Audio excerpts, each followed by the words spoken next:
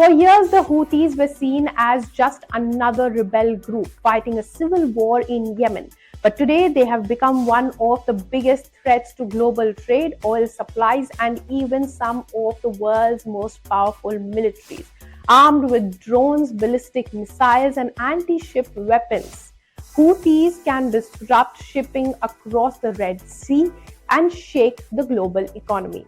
The Houthis, officially known as Ansar Allah, emerged in northern Yemen during the 1990s as a regional and political movement.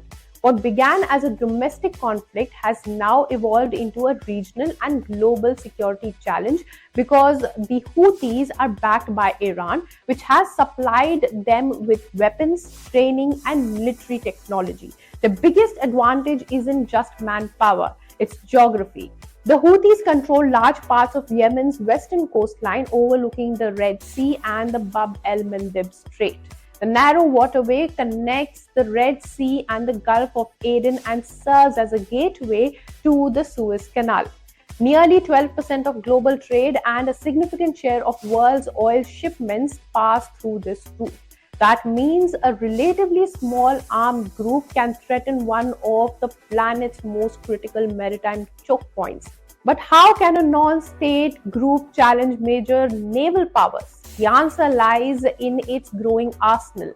The Houthis possess short and medium-range ballistic missiles, cruise missiles, long-range attack drones, anti-ship cruise missiles, naval drones, sea mines, and sophisticated air defense systems.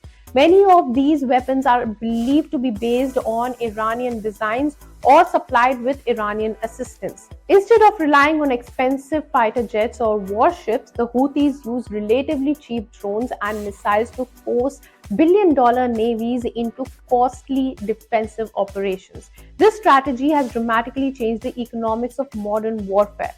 The Houthis have also mastered asymmetric warfare. Rather than confronting powerful militaries directly, they attack commercial ships, energy infrastructure, and strategic maritime routes. These disruptions ripple across global supply chains, raising freight costs and putting upward pressure on inflation worldwide. Their influence extends far beyond Yemen. Along with Hezbollah in Lebanon and several Iraqi militias, the Houthis are part of what is often called as Iran's axis of resistance. This network allows Tehran to project military pressure across the Middle East without engaging directly.